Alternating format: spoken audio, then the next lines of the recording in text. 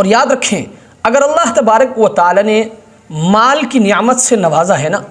مال و دولت کی نعمت سے نوازا ہے، اگر مال نہیں ہے تو الگ مسئلہ ہے، لیکن اگر اللہ تبارک و تعالی نے مال و دولت کی نعمت سے نوازا ہے نا، تو عورت کے معاملے میں خصوصاً بیوی کے معاملے میں کبھی کنجوسی نہیں کرنا ہے، آپ نے خوب خرچ کرنا ہے بیوی پر۔ اور یاد رکھیں ایک دفعہ ایک عورت جناب نبی کریم صلی اللہ علیہ وسلم کی خدمت میں حاضر ہوئی اور عرض کیا کہ اللہ کے رسول، میرا شوہر مجھ سے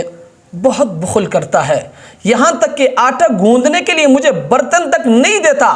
اور میرے پاس کوئی ہنر نہیں ہے کہ میں اپنا خرچہ پورا کر سکوں، اللہ کے رسول میں بہت پریشان رہتی ہوں۔ تو آپ علیہ السلام نے فرمایا،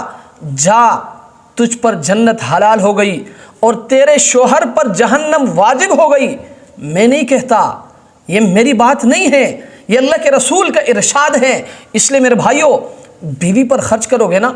تو رشتہ داروں پر خرچ کرنے کا شوق پیدا ہوگا، رشتہ داروں پر خرچ کرو گے نا تو اللہ کے راستے میں خرچ کرنے کا شوق پیدا ہوگا۔ اگر آپ بیوی بچوں پر ہی خرچ نہیں کرتے ہیں تو آپ رشتہ داروں پر کیسے خرچ کرو گے؟ جب آپ رشتہ داروں پر خرچ نہیں کرو گے تو پھر اللہ کے راستے میں خرچ کرنے کا جذبہ کیسے ہوگا؟ اگر اللہ کے راستے میں خرچ کرنے کا جذبہ اپنے اندر پیدا کرنا چاہتے ہو نا تو سب سے پہلے اپنے بیوی پر خرچ کرو، دل کھول کر۔ اگر اللہ تبارک و تعالی نے مال دیا ہے نا اس پر خرچ کرو، اپنے بچوں پر خرچ کرو، اور